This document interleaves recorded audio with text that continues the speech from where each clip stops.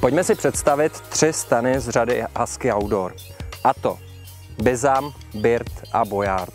Všechny spadají do stejné kategorie, to znamená, že jsou to stany na jednodenní, ale i na delší výlety. To v případě Boyardu, protože on má 2 předsíně a veškerý ten materiál, ať už jsou to batohy nebo lezecký materiál, můžete schovat v těch předsíních. Všechny ty stany mají společné rysy, že mají 2 vchody, přední a zadní. V případě Bizamu jsou to apsidy, to znamená, že nemá tu předsíň s většinou nějakou tyčí, která ji vypíná. Rozdíl mezi nimi je i ve velikosti. Bizam je stan pro 2, Bird je stan pro 3 a Boyard, to je největší z nich, to je stan pro 4. Ukážu vám jejich stavbu a začínáte vždycky stavět ložnici, protože stany jsou samonosné, takže ty stany můžete bez problému postavit na jakémkoliv terénu. Pojďme se podívat na stavbu ložnice.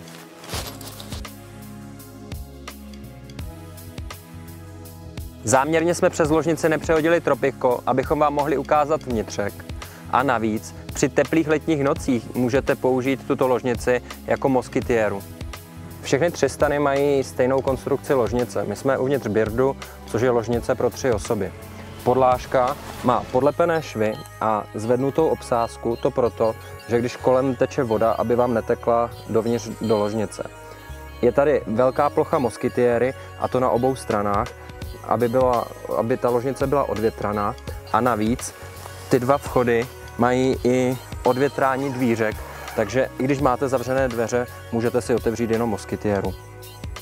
Standardním vybavením všech ložnic jsou kapsičky po stranách a v tomto případě je tady šňůrka na zavěšení třeba čelovky nebo čehokoliv, nějaké lampičky pro světlo ve stanu.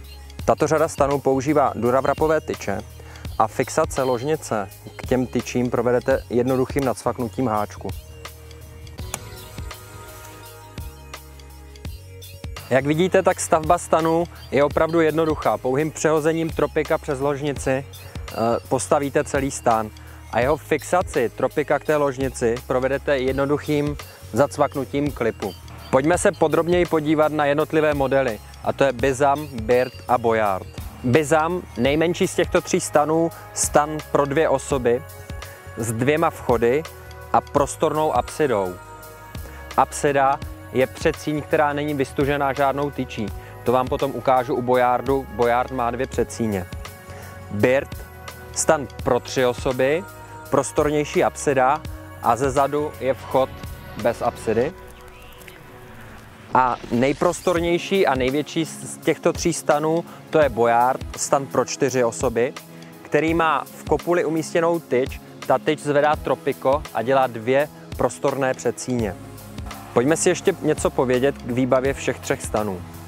V kopuli stanu naleznete větrací okýnka, která jdou jednoduše zavřít.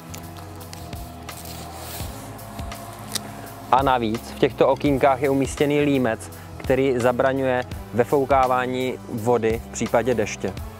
Standardní výbavou jsou i fixační šňůry, které zvyšují stabilitu stanu. Doporučujeme vám je všechny vypínat. Nedílnou součástí stanu je i jednoduchý návod, který naleznete v obalu, a opravárenská sada. Součástí té opravárenské sady jsou záplaty. Ať už je to tropiko, moskytiéra nebo ložnice. Náhradní klip pro fixaci tropika, háčky, lepidlo a trubička, kterou použijete v případě zlomení duravrapové tyče. Jak vidíte, tak stany díky své jednoduché stavbě a vysokým vodním sloupcem a dostatečným komfortem, ať už v ložnici nebo v předsíni, jsou předurčeny nejen k krátkodobým výletům. A jenom na vás, jestli si vyberete Bizam, stan pro 2, Bird, stan pro 3, anebo největší z nich Boyard pro 4.